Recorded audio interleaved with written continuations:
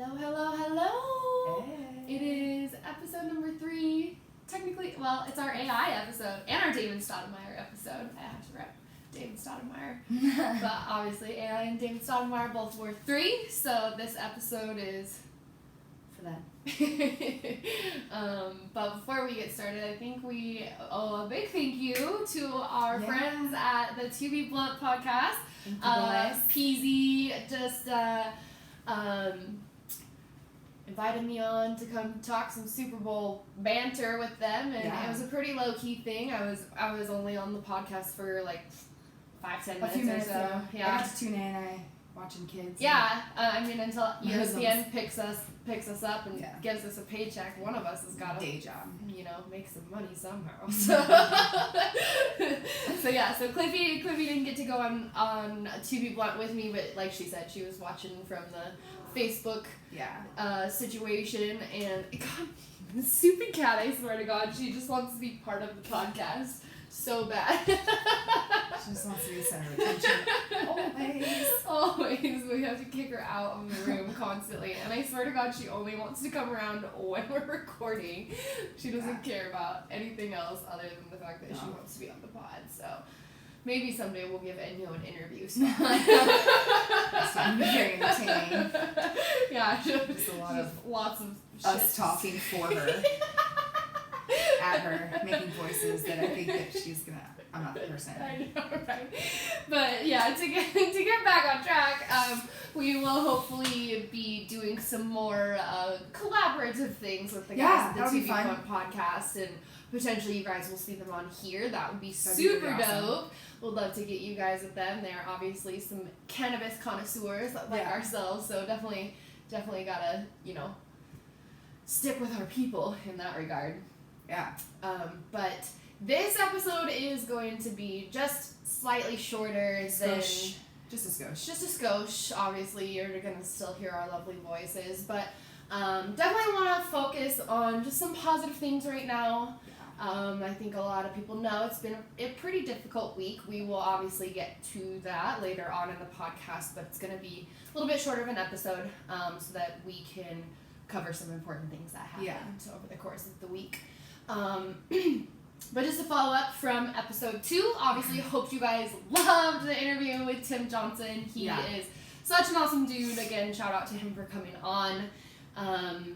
Just to kind of follow up our predictions from the episode 2. We had Oregon versus Oregon State women. They played once at McCourt in McCourt. Oh my God, I'm dating myself. I'm sorry. They played once at Matthew Knight Arena in Eugene. McCourt is the old court. I mean, I didn't even catch it. So. Well, Duck fans would have. They would have been like, they don't play at McCourt anymore.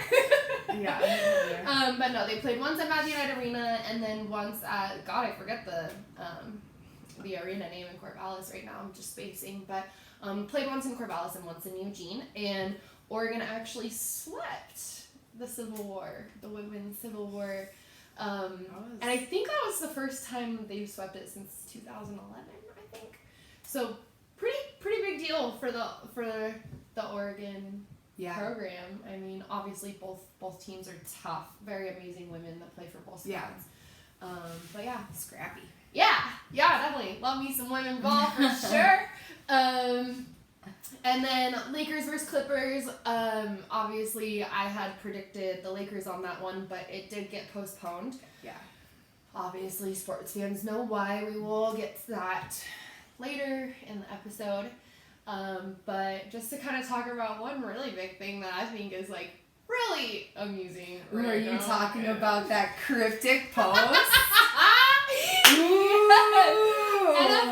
NFL. Oh wait, somebody told me all I talk about is basketball, so I need to talk about football some more. So I mean, apparently they've not listened to the show. I'm talking about football. But yes, that crypto post. Whoa. Okay, so if you know me, like I am obsessed with crime shows. It's like my husband thinks I'm gonna kill him someday. I'm sure. Like, we have analyzed. I am a Joe Goldberg. I'm pretty sure. Ted Bundy. You don't want to be proud. You don't want to be proud of that. I mean, I'm a Gemini. I don't really want to be proud of Joe. Ted Bundy's a Gemini. Anyways. It's beside the point. In all of our investigative, in our unprofessional professional opinion, we've come to an agreement. Yeah, we've come to an agreement. Yeah. We know exactly what's going on in Yeah. this cryptic post. We're not going to tell you, but we are going to just stop on the fact that we're so You know what I thrilled. think that we need to do? I think that we need to write this down on a piece of paper, date it, fold it up and put it in an envelope.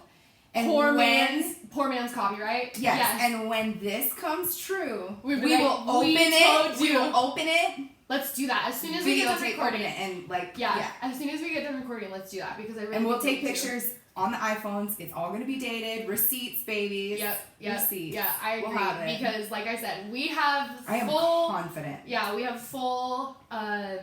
I guess scenario of what's going on in this photo. We figured it all out. We know all the details. We did all the zooming in. It took me 2 minutes. All the research. We did it all. We did it all in 2 minutes. It's the quickest investigation ever.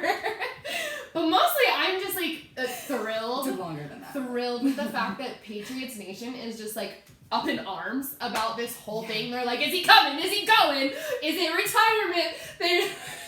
I love it. It's juicy. Just losing their fucking minds Yeah. over this one post. I love it. If you didn't see it, go to Tom Brady's Instagram. It's also on his Twitter. Full black and white. I'm not going to explain the subject matter of the photo. It's full black and white. No caption. No location tag. So there is very little hints. It is such a basic white girl cryptic post. Such a white girl cryptic, like almost like a nameless bullet type of thing. Yeah. And really truly, if you look at the photo, like you can very easily tell what's going on, which is why I find it so funny that Patriots Nation is like, what? But all I've seen on Twitter is people like you know that SpongeBob meme where it's SpongeBob and then the whole outside of the photo is like blurry, like he's in a washing machine.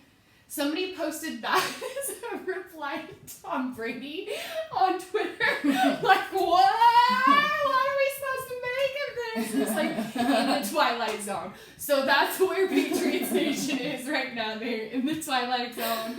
And I just felt like that was a pretty big noteworthy thing to talk about. Noteworthy. Because like you said, it's definitely something that with our confident opinion of what's happening in the photo, it's gonna be really funny to see what's my on extensive knowledge.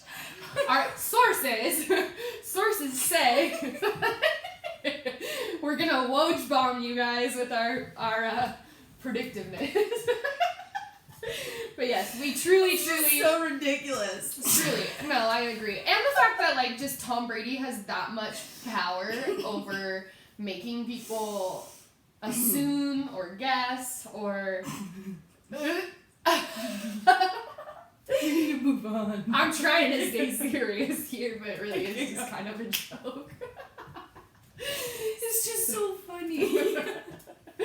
So, yeah. I'm crying about it. It's just so funny. Yeah. I like I said, more than amused that Patriots Nation is finding this so difficult to deal with. But yeah, that's pretty much our big humor. I guess that, I don't know, would that be culture?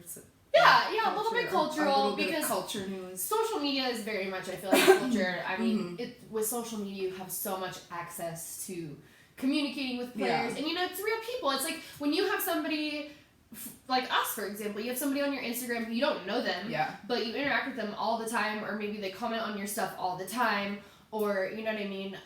You just recognize their screen name. Obviously, not just celebrities, but athletes also, they see that. So they see those people who are constantly commenting, constantly replying to their stories, all of that. So these usernames... And they know how to drive them all wild. Yeah, they see these names and these handles all the time. And so obviously social media in general has just created a way for athletes to connect with their fan bases, but also create assumptions or an image of things. I mean, I'm sure everybody remembers before LeBron actually, you know, went public about the fact that he was going to go to LA. There was, again, so many more, I guess you would say, almost conspiracy theories about it. But they have a way of, I mean, it's all hype. It's all creative. Exactly. It's publicity. I mean, it's marketing. At the end of the day, it's 100%. Marketing. And every single athlete is their own brand. Yeah. So he obviously has to do what he has to do to create hype. Yeah. For Tom Brady, the athlete, not just Tom Brady, the Patriots quarterback. So yeah, definitely, like you said, a little bit of a cultural thing, a little bit of a humor thing, a little bit of a speculation thing, but definitely we're know-it-alls. So definitely worth talking about. Definitely something I feel like we would have gotten like some questions if we didn't at least touch on it. Obviously, there's not a lot going on. There's not a lot going on in the NFL other than Super Bowl. Yeah. So I just felt like, other than talking about Super Bowl, which we kind of did a lot last week and the week before, it's kind of the big subject, I feel like. Should we switch balls now? And should we deflate some? Fucking cheaters. Anyways, there was a first career triple-double. Yeah, I was just gonna say, anyways, for enough about talking about cheaters, let's talk about people who actually work hard and achieve things.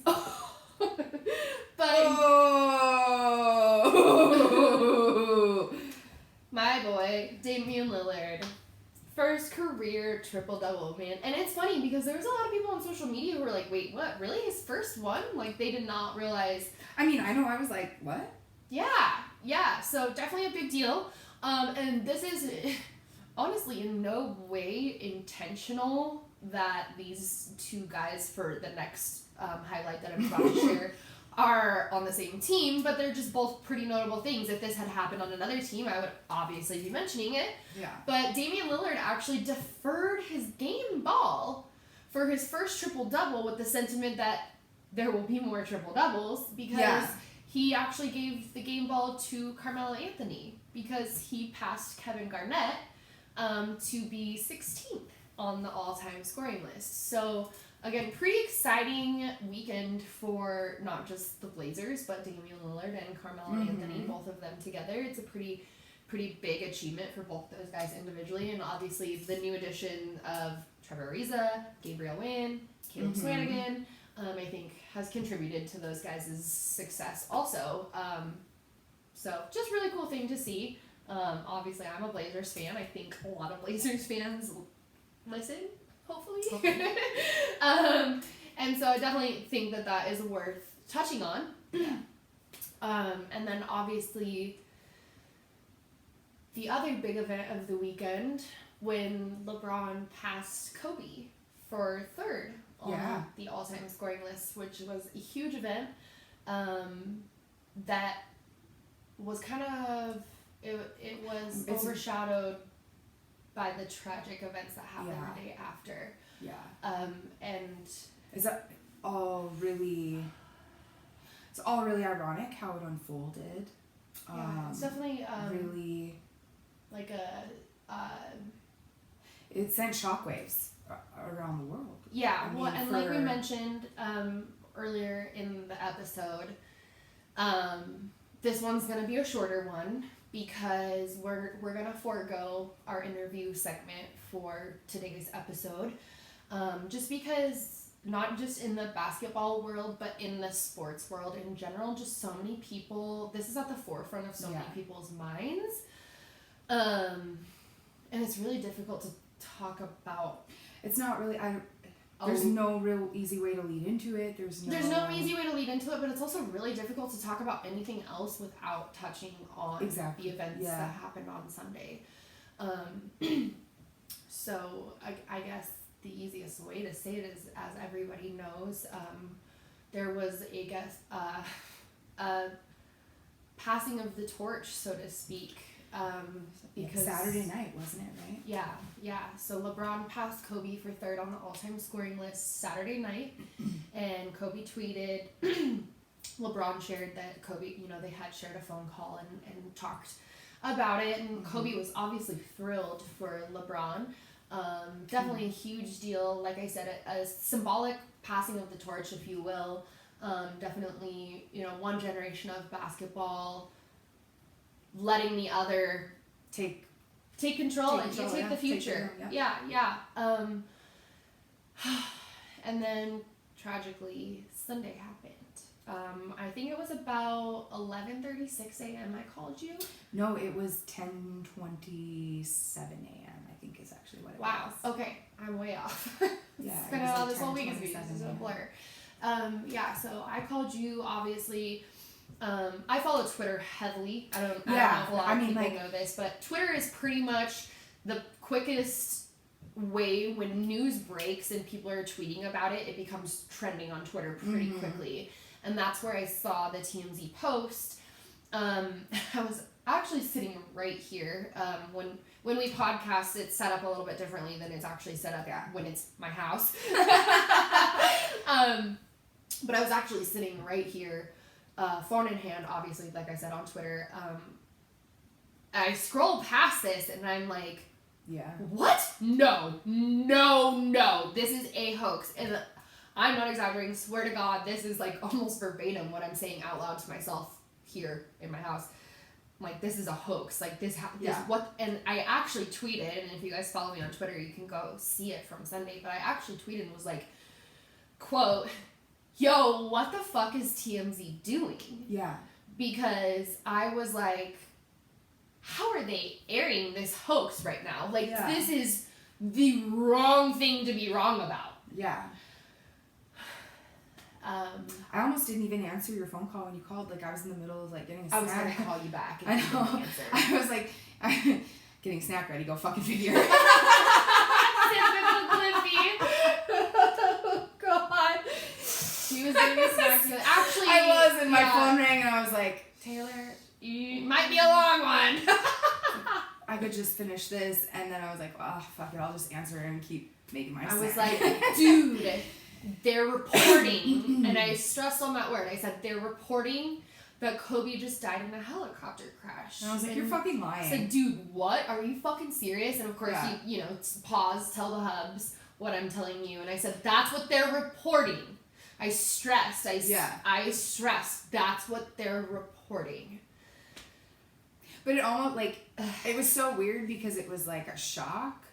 But then at the same time, like my logical side of my brain was like, well, I mean, there's no way that this is actually false, though. But a lot of people knew, like, obviously a lot of news outlets said a lot of people knew that Kobe frequently used helicopters. Yeah, no, exactly. So and that's exactly why. It was like, you have Kobe, you have helicopter, you have Calabasas, you have Sunday morning, which Sunday, when you are involved with youth traveling teams, I think there was another, I think somebody on ESPN said that, but actually I think it might have been Tracy McGrady that said this, but when you're involved with youth basketball teams, the weekend, Saturdays and Sundays, you're going to tournaments. So all of these things that were being reported, they fit together and they all added up. Well, and that's why, like, it sounded like someplace Kobe would be. Yeah, no, exactly. And that's why I was, like, shocked, but at the same time, like, logically thinking, I was like, I mean, it's not like it can't not be true. Yeah. Like, there's no way that, I mean, if that's what they're reporting right now, it's got to be. Right. It's at least him. Yeah. Well, and then, of course, there was the horrific reports that all four daughters were on the plane. There was also horrendous reports that Rick Fox was somehow involved, which his stepdaughter took to social media and clarified that he was not in the plane. He shared what I thought was a heart-wrenching story on Inside the NBA with Ernie, J. Will, Chuck, Shaq, and now D-Wade is on there. He shared next to Derek Fisher a heart-wrenching story about how some of his closest friends were calling him, and one of his friends was like, "You're alive." His friend was literally not expecting Rick to answer the phone. Because he had heard this information. And I think a lot of people around the league had, even Adrian Wojnarowski has shared that, these phone calls were coming in, these texts were coming in, and people are asking, like, vague questions like, this can't be true, or is this true, or did you hear about Kobe? And everybody's sharing that when they're hearing this, they're thinking, well, yeah, I heard about Kobe. LeBron passed third all-time. Yeah, yeah, it it's true. Like, what everybody do you was mean? thinking they were talking about the game last night, and and so obviously amidst the confusion of it all, and of everybody trying to figure out what was actually going on, then it became confirmed that Kobe and in fact one of his daughters, Gianna, sweet Gigi, was on the helicopter with him. And she was accompanied by two of her Mamba teammates. I'm so sorry, you guys. I'm trying so hard to keep this together. Two of her Mamba teammates, Peyton Chester and Alyssa Altabelli. And if you follow Kobe or Vanessa, any of their social media, you can tell from photos from months ago how close Gigi was with her teammates. And not just the girls that were with her on the helicopter, all of her teammates.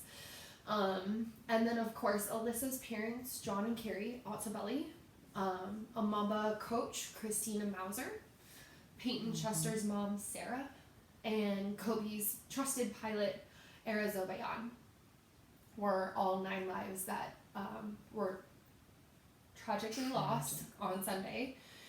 And this is one of the biggest stories to ever rock the sports world.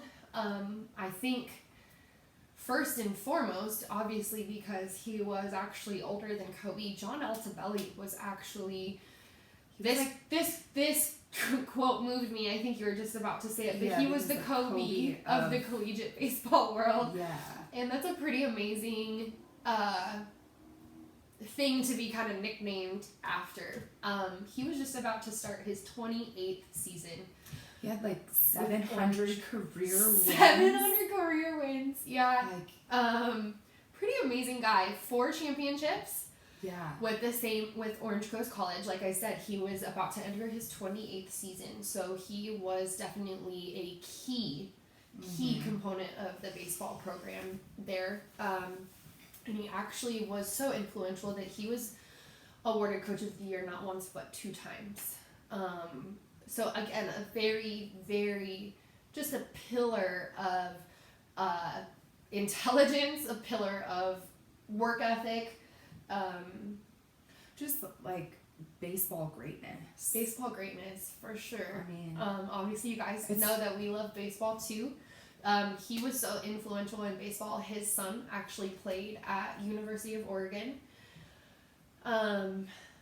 which again, it just makes it hit home even more for me. Obviously a huge Oregon fan, and we all know that Kobe was very involved with the women's basketball team at U of O too. So in more ways than one, this has affected many people and rippled out across the sports world, and not just basketball, but obviously baseball. There's, even the Pro Bowl on Sunday. Yeah. They kicked off literally moments after the news broke, and they were doing Kobe tributes in the first quarter. Mm-hmm. So this has rippled through a lot of the sports world. And it's not just sports. This is humanity. There's so Society many people, and culture. so many people, recording artists, Oh, aspiring young athletes. Yeah. I know some of my memories of who my first role models were. I was playing basketball when Kobe really hit the scene, and so he was one of the first big players I think that I got excited about. Right. I know when I couldn't know. find something to watch if I was flipping through and there was a game on and Kobe was in, I stopped and I would watch. Mesmerized. You have to stop. Well, there was, I think we shared it to the Sports Talk Mostly page, the post that I made. I think so, yeah. I have some family members that were NBA referees, and I got to hear so many Kobe stories throughout the years, and all of them were the same. They all revolved around his work ethic, his determination, how crazy he was about winning, and obviously he would joke about it, but you knew even if he was joking, he was dead serious. And I even touched on what you just said, the fact that I was born in 1990, you were born in 89. for our generation, he was, I think, the first athlete. He was the first athlete I know that I saw his career from start to finish. Yeah, I remember. I have memories of watching his rookie season. I feel like he kind of was the bridge between Michael Jordan and LeBron. Absolutely. Really, like he. Absolutely. I totally agree with that. I totally agree with that. And we mentioned a little bit ago Christina Mauser. Yeah. She was an assistant coach with Mamba Academy, and her husband got on the Steam Room podcast with Ernie Johnson and Charles Barkley. And if you guys go get a chance to listen to this, obviously get your tissues, keep them handy, because holy cow, this guy is so humble and so gracious that you know that his wife was the exact same. I mean, it's unfortunate that she wasn't able to be more influential in basketball.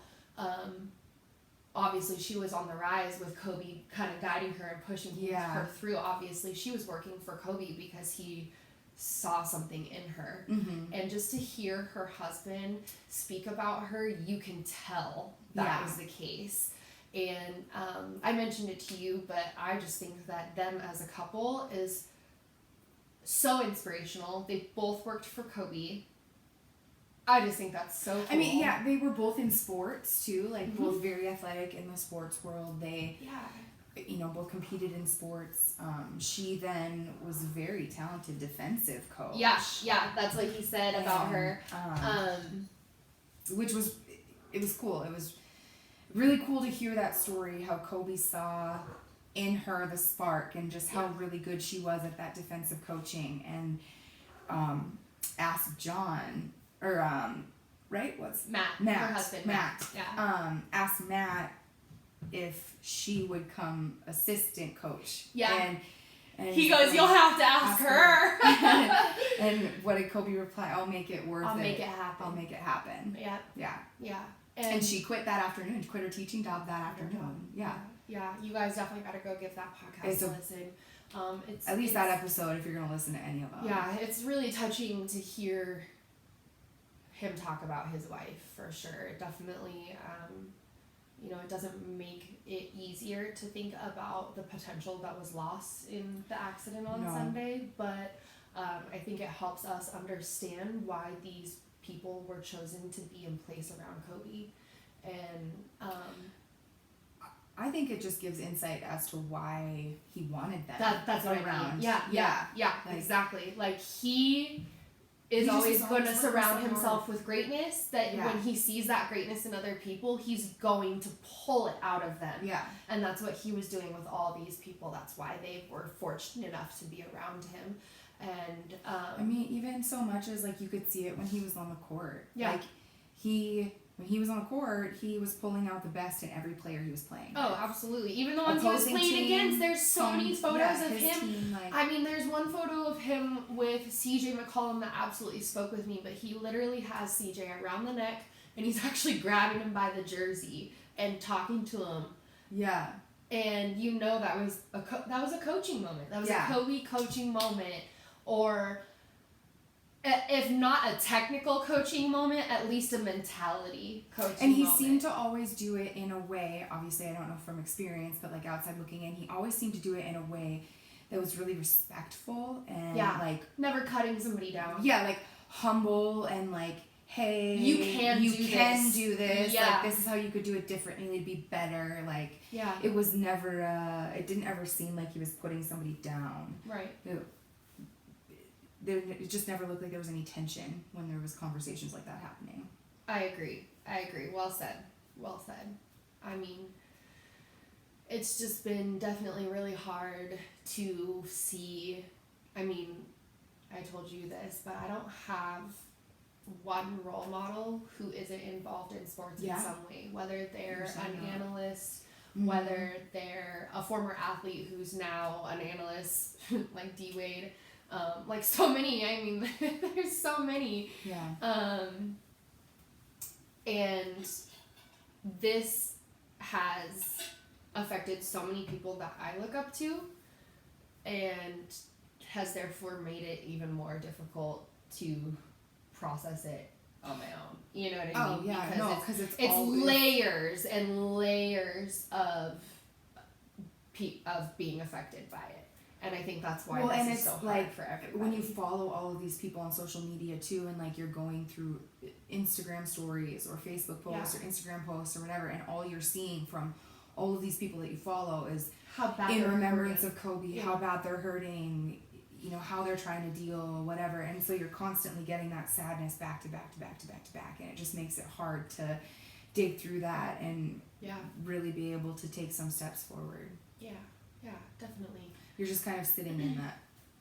Yeah, you kind of have to just sit and process it. I definitely think right now, while we're recording, Los Angeles is having their first home game, obviously hosting the Portland Trail Blazers, which, me as a Blazer, I think this is so appropriate. Obviously, I think LA would have wanted the Clippers and Lakers game to happen on Tuesday, but I think everybody agrees that it was appropriate to postpone it 100%. and let the city process a little bit. So for this being the first game at home, aside from that, I think it's only appropriate that the Blazers and the Lakers come back, and I know that Mamba mentality is in full effect across the league. I'm excited. Trae Young had a great night. Right before we started recording, Kyrie Irving had just scored 54 points for the Brooklyn Nets.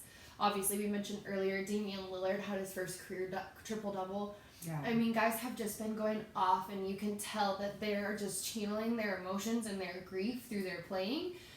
Yeah, we had that conversation earlier. Yeah, and it's pretty touching. They're showing up. They're all showing touching. Up. And they're showing up for each other too. I have never seen so many guys hug each other, hug one another, embrace one another. Obviously, I mean, before the Blazers and the Lakers tipped off tonight, they had a huge Kobe and Gigi tribute and a moment of remembrance for all the 7 others that we have been talking about that were also taken on Sunday. And then they showed Quinn Cook balling, they showed Anthony Davis balling, they showed LeBron balling, and then of course LeBron says, "Fuck this piece of paper," and just speaks from the heart for a moment. And I'm sorry, Laker Nation, but if you did not embrace LeBron being a Laker before that, you better now, because that man just encompasses strength. I mean, we not said, just that, but strength and class, and he was humble tonight, and he perseverance. He lost a brother. Perseverance. He lost a brother. I mean, they may have played against each other for a while there, but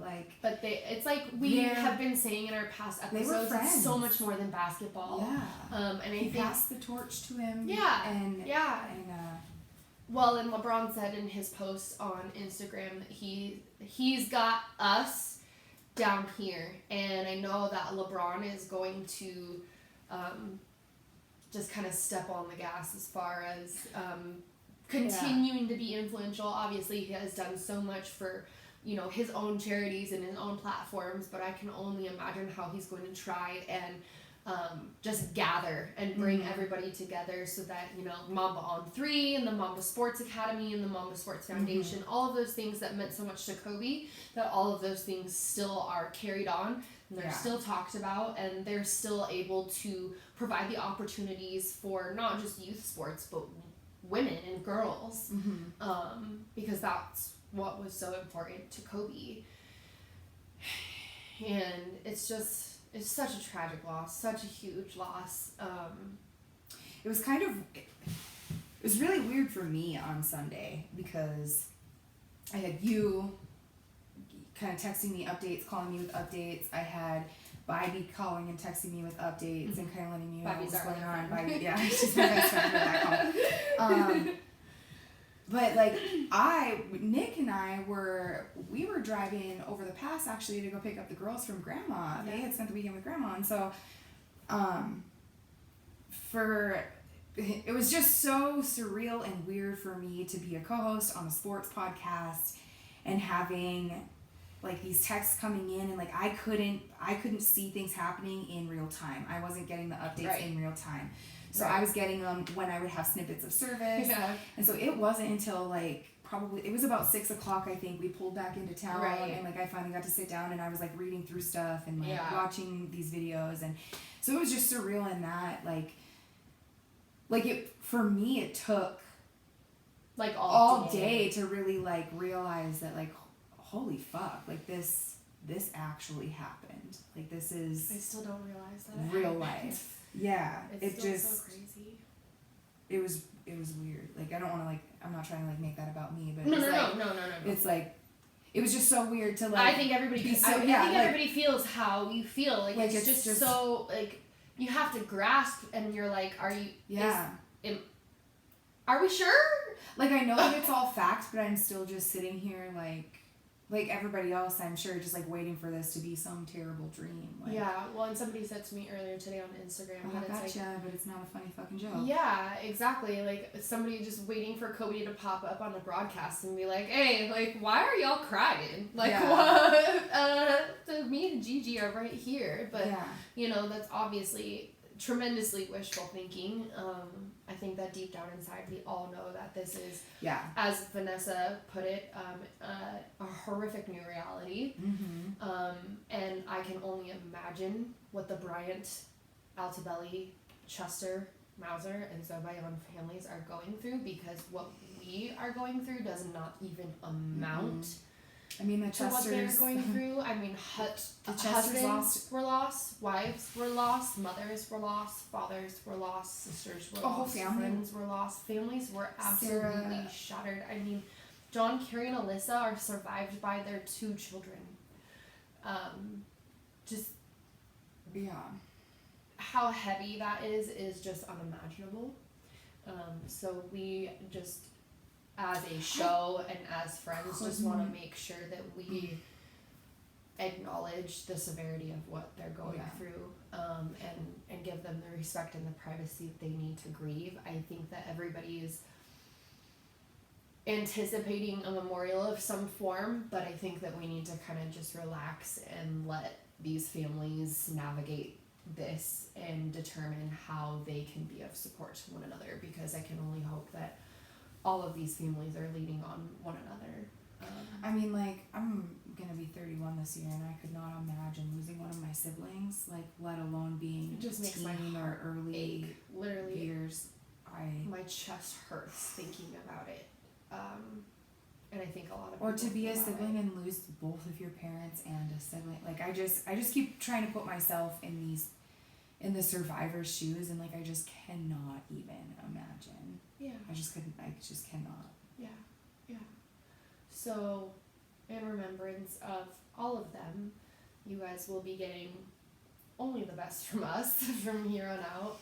It's definitely something that, you know, tragedy has a really harsh way of making people realize how they can be better, not just individually, but professionally and in their relationships and as people. Inwardly, outwardly. Yeah, overall. as a human. Mm-hmm. You know, just I feel like our society is so trained to just be so judgmental and analytical and to find the negative And competitive to the point that like you feel like you need to put somebody else down in order to succeed or Yeah. surpass them in some way when when in reality we can all get there together. we There's- touched on it last week in our last episode about rising up together instead of over. Yeah, and so I think that the best any of us can do is just continue to work with all of these 9 souls in mind. Obviously, they were all very special to one another for multiple reasons, and so we need to just keep that as our guiding light and kind of get through this time together. And you know, if anybody that's watching or listening, if you guys need help, if you need support, if you're feeling down, please reach out. If you don't feel comfortable reaching out to us, reach out to somebody. You know, this is a really sensitive time that can cause a lot of confusing emotions for people. So we just, as a show, want people to know that we care about every single one of you guys. Really and truly. So just to kind of wrap up that short little segment about the memory of those 9 souls, we kind of just want to highlight some amazing achievements that Kobe gave us, I guess, as NBA fans. So we'll kind of go through this together, but he obviously played 20 seasons with the Los Angeles Lakers. 5 championships. 6 rings if you count Vanessa. Yeah. That's the biggest one. 18-time All-Star. Like, holy shit, 18 years. He was an All-Star for almost every single year of his career. Yeah. That's incredible. 15-time All-NBA team. 12-time All-Defensive team. We were talking earlier about that defense, Miss Christina Mauser. Yeah, obviously defense is very important to Kobe, so he was on that defensive team. 2008 league MVP. Add to that 2 NBA Finals MVPs. Yes. He led the NBA in scoring during 2 seasons. And obviously we stated earlier that he was recently passed by LeBron on the all-time scoring list, so he now sits 4th on the all-time scoring list, and actually 4th on the all-time postseason scoring list. So that tells you just how many opportunities he had in the postseason. Well, and he's a 2-time Olympic. 2-time Olympic gold medalist. 4-time father. Yeah. Girl dad. # girl dad. Yeah. Which, like, one of the most touching things I think that I heard was an interview with, oh my gosh, and I just forgot her name. Who? ESPN? Yeah, on ESPN. Elle Duncan? Yes. Yes, when she was 8 months pregnant. 8 months pregnant with she a met girl. Kobe. She met Kobe, and he asked boy or girl, and she said girl, and he said, you've just been given the best gift ever. I would have 1,000 girls if I could. Like, he said that Vanessa really wanted a boy, but he was destined to have girls, and he loves every minute of it, which was really touching. And as a girl mom myself, like that. Girl mom. Oh, that hit me in the ticker. Yeah, definitely. This week has been definitely very touching and moving in a lot of ways. Obviously, sad and joy, but I think LeBron said it best that he would want us to celebrate. So we definitely need to remember the good times when we remember Kobe, and definitely remember the good achievements like the 27 seasons that John Altobelli had with Orange Coast College. Like we said, those people were also amazing, and we just will remember them for always. So thanks guys for kind of riding through us with that. Definitely not an ideal segment. Definitely blindsided by the fact that we had to even put this segment together, as I'm sure a lot of people were this week. So, and it was, I mean, if you're still listening and still watching, we really appreciate you, because we definitely want to focus on the positive things, but this is so big and so influential, it really can't be ignored. Well, and I think too, it's another important thing to bring up too, was like this, it was really hard for us to come to a decision on how to approach this, how to cover it. Yeah. We were going to do a video on Sunday night when we kind of... And neither of us really felt the best about that. Like, it just was... Well, yeah, we not only just didn't feel the best about it, but we also were just so emotional. I mean, you guys saw it was pretty even difficult for us to get through this, and it's, 5 days later... So I probably would have been a blubbering mess if we actually would have made a video on Sunday. I don't think you guys would have even been able to tell what we were saying. Yeah. So, but I do want to share this really quick, because I did get this today. Yes, I am a Blazers fan, and yes, before anybody tries to give me shit, I do have the Blazers logo tattooed on me in my Space Jam tattoo. Actually, Daffy Duck is wearing the Blazers logo in my Space Jam tattoo. So before anybody gives me hate for getting LA colors tattooed on me, I want to share my Kobe tribute. I don't know if you guys can see that, but it is 24 and an 8. Oh yeah, you've got a lot of liquid coming. There's some fluid in there, but I will throw a photo up on the video feed for you guys. But just wanted to show my love and my tribute to Mamba, #Mamba forever. Definitely, Mamba mentality from here on out. I think we all can take something from that. 100%. To kind of go back to the positive side of things and give our 4th episode for next week. A little bit of a positive uplift as we go into it. We definitely want to end as we usually do with some predictions. We'll go to NBA just because that's where we are right now. But coming up this weekend, we do have the 76ers versus the Celtics, which you mentioned last week we need some more Timberwolves predictions, and it's not the Timberwolves, but it is East Coast. So I put that one in there for you. Perfect. There's somebody in my NBA Fantasy League who said that the 76ers are going to win the Eastern Conference Finals, and for that comment, I'm taking the Celtics. Because I don't want the 76ers to be the Eastern Conference Finals championships. I just don't like the number 76. I don't really have a reason for that. I just don't want them. I don't have a legitimate reason either. So like, go I just don't like Celtics. the number 76, so go Celtics. So go Celtics. And I like green. Yeah. So we're in agreement. I like that. Yeah, go Celtics. And then also in NCAA college, we have Villanova versus Butler. I love Nova. This is a no-brainer for me. I think Nova's going to win. I think they are 7th and 15th, respectively, if I remember the rankings correctly. Again, this is a on-the-fly podcast. I try to research my topics before I talk about them, but I don't write down every single detail. Yeah. So I It's kind of a test to see how much we absorb. Exactly. It's Actually, fun. that is really why I do it that way. Because I do. Nobody's called us out yet. I do like to see. I had to call myself out last week because Yeah. I said some wrong shit about South Carolina being the women's champion when it was actually Baylor. So I'd rather call myself out than have somebody call me out unless they're talking about a kickoff and a tip-off, in which case they can fuck off.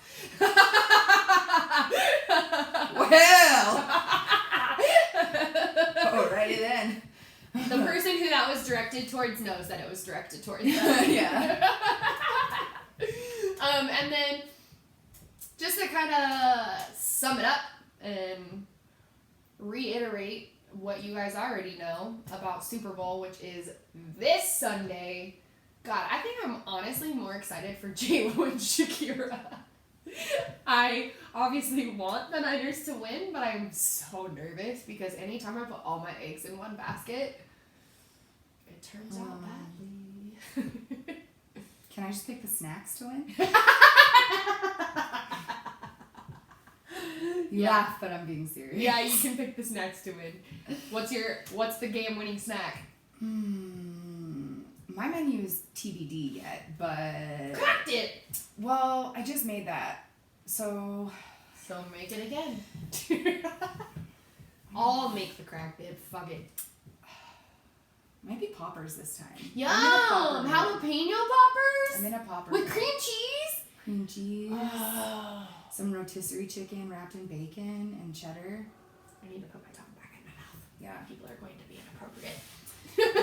That or... Ooh, maybe just like a big, like, nachos. Like I was a gonna big say, thing what of, like, about nachos? Like a... You literally read my mind. Yeah. Yeah. In a nacho mood. I'm in it to win it for the nachos. Yeah. Okay. So, San Francisco 49ers, nachos. Got it. Yeah. That's my pick, the nachos. I mean, come on. Jimmy Graham's not going to be suited up. There's no butt for me, like, my preference to look at. So, nachos it is. Oh, man. All right. Cliffy's going to have a big old plate of sympathy nachos. I don't have a paper to crumple up this time. I think it's appropriate. I think we'll let it just... Yeah. We'll let it rest. On episode 2, I did give you guys my Kobe shot. Yeah. And that was before Sunday, so. Maybe we can insert it at the end here. In memoriam? Yeah. Okay. I was also, I was wearing my Yankees jersey, I think, when I said that, not my Ducks jersey. Actually, tidbit, Yankees jersey, Aaron Judge was coached by John Altobelli. So, just want to put that out there, that this affects way more people than you guys think it does. So, R.I.P. to all of those involved. And I think when we close out, we'll kind of run their names up on the top of the screen and make it a full-on tribute to all them. So we appreciate you guys being with us. We appreciate you guys listening to us. We appreciate you guys supporting us. If we don't say it enough, we're saying it right now. Obviously this week has been hugely eye-opening for how much we just need to appreciate one another, lift one another up, and be positive. So we want to make sure that we do that and continue to do that. So we appreciate you all, and thank you.